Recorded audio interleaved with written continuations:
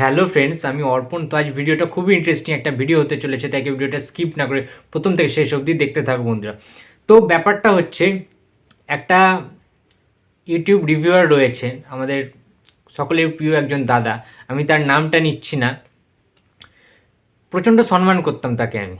But ইদানিংকালে দেখছি তার বিভিন্ন বক্তব্য, বিভিন্ন ইস্যু, যে জিনিসগুলো নিয়ে এসে ভিডিও বানাচ্ছে বা কিছু, প্রচণ্ড না, কোনো একজন অভিনেতাকে, একজনকে সম্মান দিতে গিয়ে সে আরেকজন বড় অভিনেতাকে অসম্মান করছে, যেটা প্রচণ্ড একটি অভদ্র একটা ব্যাপার, এবং যেটা প্রচণ্ড দৃষ্টিকটু লাগে, সাধারণ দর্শকদেরই দৃষ্টিকটু লাগে।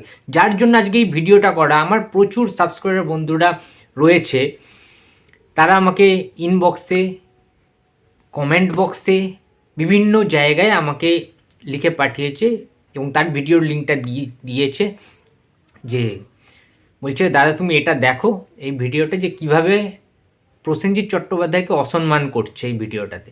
শেষ পাতা সিনেমাটা নাকি খারাপ সিনেমা, প্রসেনজিৎ চ্যাটার্জি নাকি অ্যাক্টিংটা কিছুই না তার কাছে। আমি তার উদ্দেশ্যে, সেই রিভিউয়ারের উদ্দেশ্যে একটা কথা বলতে চাই। সিনেমাটাকে যদি বাংলায় আমরা অনুবাদ করি, বাংলায় লিখি, তাহলে দন্তের সয়স্যই, দন্তের নয়েকা, ময়াকা, সিনেমা। তো সেই সিনেমার দন্তের মানে শটাই সে জানে না। আর যদি সিনেমাটাকে আমরা ইংলিশে বলি, CINEMA, সিনেমা, সেই ইংরেজি অনুবাদের সিটাই সে জানে না। সে একটা বড় ইউটিউব রিভিউয়ার মনে করে নিজেকে। সিরিয়াসলি বলছি, আজকের পর থেকে তার প্রতি যে ন্যূনতম সম্মানটা করতাম, সেই সম্মানটুকু আমি কিন্তু আর করব না তাকে। সেই যোগ্যতাটা সে হারিয়েছে। একটা অ্যাওয়ার্ড শো হয়েছে, যে কোনো অ্যাওয়ার্ড শোই কিন্তু খুব গুরুত্বপূর্ণ। কেউ পাবে, কেউ পাবে না। যে না পাবে, যদি তার পাওয়ার সে ডিজার্ভ করতো, সেটা নিয়ে কথা বলাই যায় নর্মালি, প্ল্যাটফর্মগুলো তো রয়েছে, ইন্ডিভিজুয়ালি বলতেই পারো। বাট এমনভাবে তুমি বলছো সেই ইস্যুটাকে ধরে, যাতে তুমি অন্য একজনকে তুলোধনা করছো, অন্য একজন বড় অভিনেতাকে তুমি একদম অসম্মান করছো, পায়ের নিচে নামিয়ে দিচ্ছ, সেটা তুমি করতে পারো না। প্রচণ্ড অসভ্যতা এটা দেখায়। এই সমস্ত অসভ্যতামিগুলো তো করা যাবে না, তাই না? প্রচণ্ড দৃষ্টিকটু লেগেছে জিনিসটা, এবং প্রচণ্ড খারাপ লেগেছে। মানে সে লাস্টে বলছে আই ডোন্ট কেয়ার, যদি কেউ কিছু মনে করে, তোমার ডোন্ট কেয়ার তোমার কাছে রেখে দাও, এটা কেউ দেখতে আসবে না। তুমি ডোন্ট কেয়ার করছো, ঠিক আছে, ওয়েল। বাট দর্শক যারা ভিডিওটা দেখছো তোমার, কিংবা যারা ভালোবাসে সেই মানুষটাকে, আর একটা কথা, তুমি যে বলছো না বিশাল জ্ঞানী হয়ে গেছো তুমি, ফার্স্ট অফ অল, ঠিক আছে, কতগুলো তুমি সিনেমা দেখেছো আমার জানা নেই। তুমি যে কত বড় একজন বৃহত্তর ইউটিউব রিভিউয়ার হয়ে গেছো আমার সত্যি কথা বলতে জানা নেই। বাট একটা কথা যে বলতে বাধ্য হচ্ছি, তুমি কটা সিনেমা দেখেছো না, সেই লিস্টটা আমার খুব জানার ইচ্ছা আছে, যে তুমি টোটাল কটা সিনেমা দেখেছো।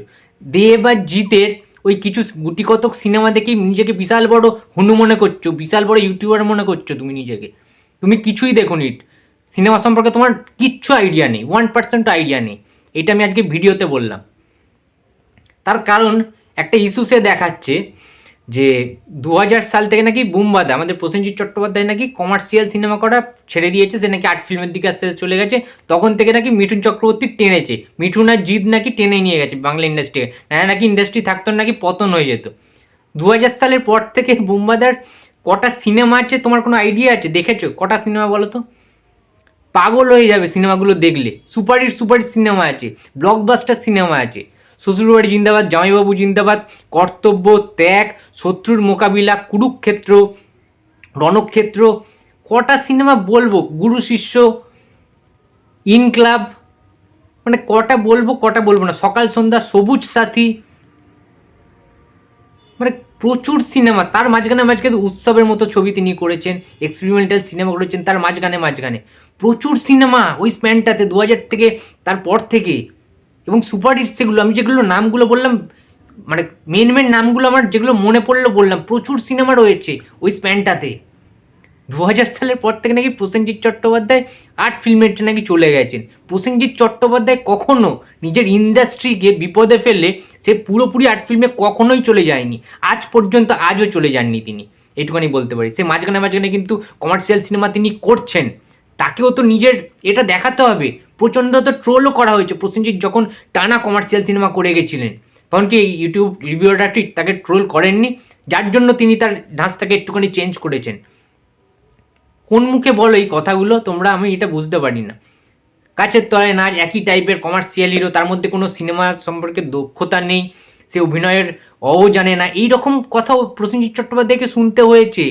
জার্নালিস্টরা, ক্রিটিকরা জাস্ট ক্রিটিসিজম করে মেরেছে প্রসেনজিৎ চট্টোপাধ্যায়কে। প্রচুর সিনেমা এরকম রয়েছে। তিনি কি চেষ্টা করেননি? আজও অবধি তিনি চেষ্টা করে যাচ্ছেন। কমার্শিয়াল সিনেমাকে তিনি করতে পারেন না, নাকি করেন না? দুটোই তিনি করেন। আজকে এই যে জিতের নামে এত কিছু তুমি যে বললে, ঠিক আছে, জিত আর দেবের তো পা চেটে বেড়াও সারাদিন ধরে, ওটা ওদের ভিডিও ছাড়া তো তোমাদের জীবনে ভিউজই হবে না, কোনো ভিউজ হবে না, না খেতে পেয়ে মরবে, এরকম একটা ব্যাপার। ঠিক আছে, যেটা বুঝলাম আমি জাস্ট। ঠিক আছে, সো একটা কথা বলি, দেব তো এখানে অ্যাওয়ার্ড পেয়েছে, দেবের প্রধান সিনেমা দারুণ, ঠিক আছে, পপুলার পেয়েছে, একদম বেস্ট পপুলার। এবং দেব হচ্ছে মেন যে hero, main popular hero, most popular হিরোর তকমাটা পেয়েছে দেব প্রধানের জন্য।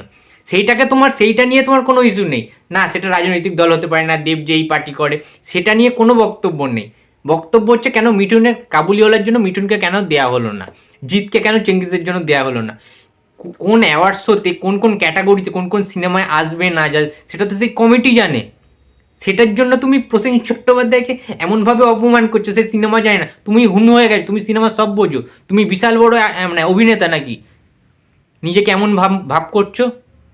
প্রসেনজিৎ চট্টোপাধ্যায় অভিনয় জানে না, তুমি অভিনয় জানো নাকি? অভিনয় সব কিছু বুঝে গেছো একদম।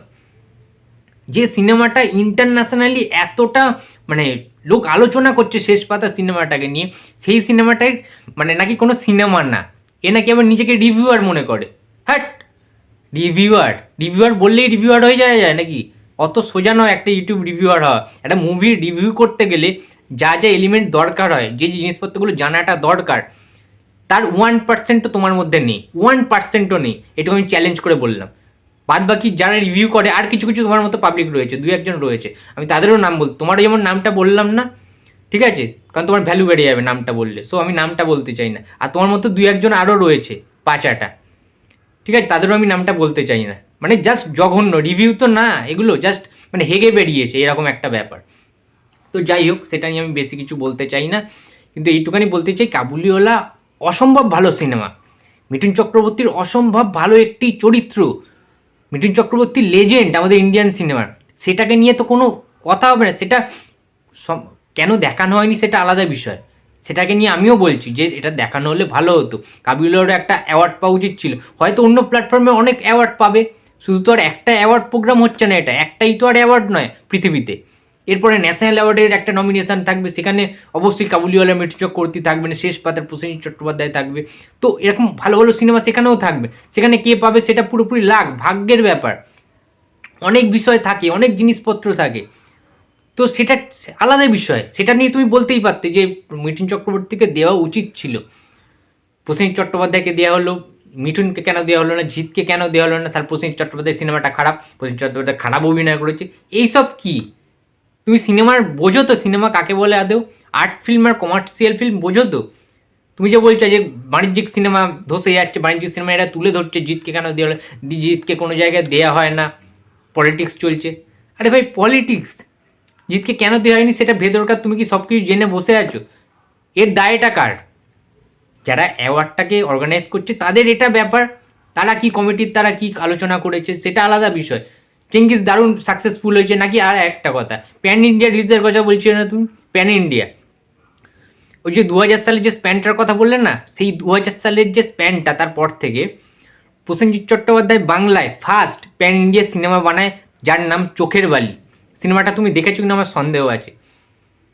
ছবিটা 11টা ভাষায় রিলিজ করা হয়েছিল, শুনে রাখো, 11টা ভাষা, হয়তো একদিনে তখনকার দিনে রিলিজ হয়নি, যে দিনকাল অনেকটা চেঞ্জ হয়ে গেছে তখনকার দিনের থেকে, বাট ব্লকবাস্টার হয়েছিল সেই সিনেমাটা, একটা আর্ট ফিল্ম হতে পারে, বাট ঋতুপর্ণ ঘোষের সৃষ্টি ছিল, এবং প্রসেনজিৎ চট্টোপাধ্যায়ের অভিনয় কী লেভেলের ছিল, যারা যারা সিনেমাটা দেখেছো তারা তারা জানো যে ওখানে কী কী কলাকুশলীরা ছিল, যারা যারা অভিনেতা অভিনেত্রীরা ছিলেন, ঐশ্বরিয়া বচ্চন ছিলেন, অসাধারণ মানে অভিনয় করেছিলেন, টোটা ছিলেন, টোটা।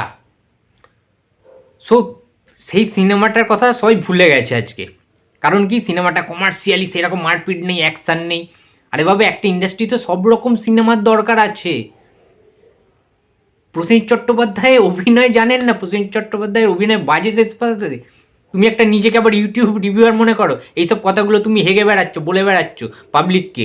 পাবলিক বোঝে না সিনেমা কাকে বলে, সিনেমাটা নাকি ফ্লপ হয়েছে, ডিজাস্টার হয়েছে। আরে ভাই, সব সিনেমা তো ওই রকম সবার জন্য নয়। কিছু সিনেমার অনেক রকম শৈল্পিক জায়গা রয়েছে, কিছু সিনেমার এক একটা স্থান রয়েছে, সব সিনেমা সবার জন্য নয়। মানে আজব পাবলিক মাইন্ড, নিজেকে বিশাল বড় আবার ইউটিউব রিভিউয়ার মনে করছে। মানে সিরিয়াস, এদেরকে কিচ্ছু বলার নেই। সত্যি কথা, চেঙ্গিসের পাওয়া অবশ্যই উচিত ছিল, ঠিক আছে, নমিনেশানে থাকা উচিত ছিল।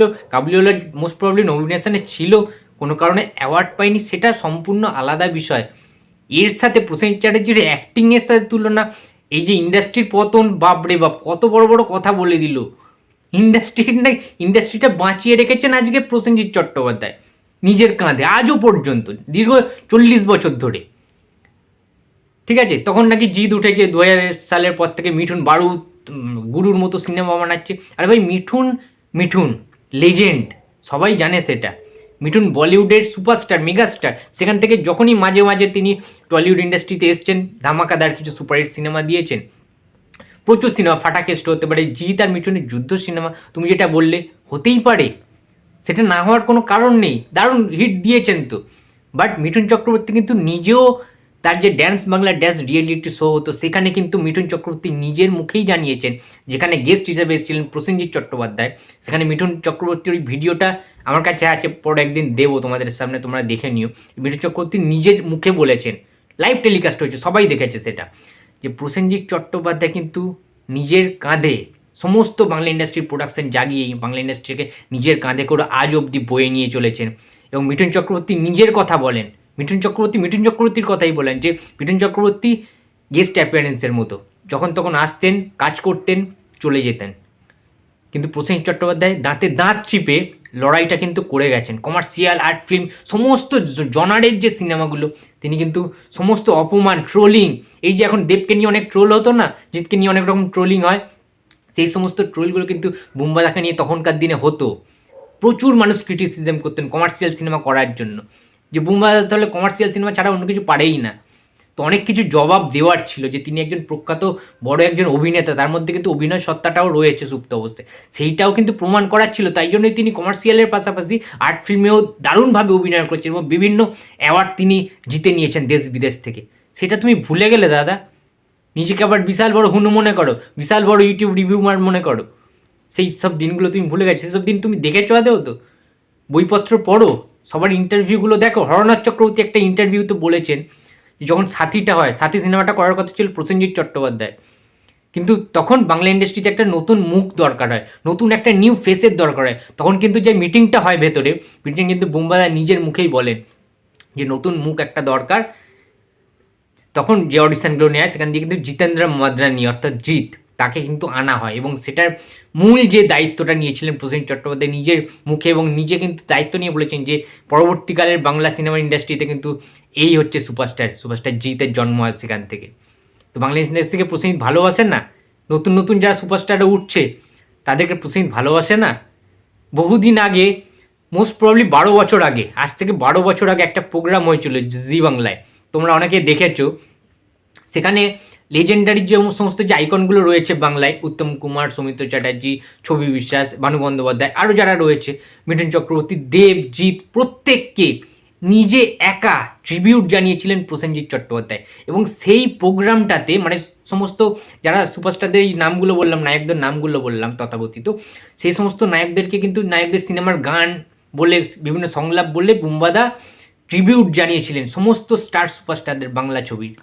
সেখানে যেমন উত্তম কুমার, সৌমিত্র চ্যাটার্জি, ভানু বন্দ্যোপাধ্যায়ের ওই যুগটার সমস্ত নায়করা ছিলেন, আবার এখনকার দিনে দেব, জিৎ, এরাও কিন্তু সমস্ত প্রেজেন্টও ছিলেন এনারা, এবং এনাদের সমস্ত ছবির গানও কিন্তু তিনি ট্রিবিউট দিয়ে করেছিলেন, ওখানে পারফর্ম করেছিলেন সেই সমস্ত গানে। এবং সেই মঞ্চে প্রসেনজিৎ চট্টোপাধ্যায় লাইভ টেলিকাস্টে সবার সামনে একটা কথা বলেছিলেন, যে আমার পরবর্তী জেনারেশন অর্থাৎ আমার ছোটো ভাই দেব এবং জিতের হাতে আমি এই মশালটা, কমার্শিয়াল সিনেমার যে মশালটা যেটা তুলে দিতে হয় সবাইকেই, আমি দেব এবং জিতের হাতে কিন্তু মশালটা তুলে দিয়ে গেলাম।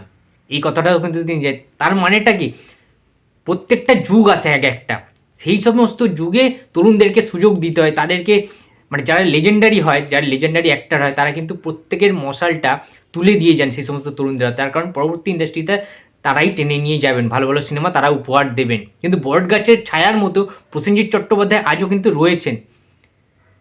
মানে কি করে, সত্যি কথা, মানে ওইটা দেখার পর সবাই ক্ল্যাপ করেছিল, সবাই হাততালি দিয়েছিল যে কত বড় মনের একজন মানুষ প্রসেনজিৎ চট্টোপাধ্যায়, এবং বাংলা ইন্ডাস্ট্রির খারাপ সময় ভালো সময় কিভাবে তিনি পাশে থাকেন।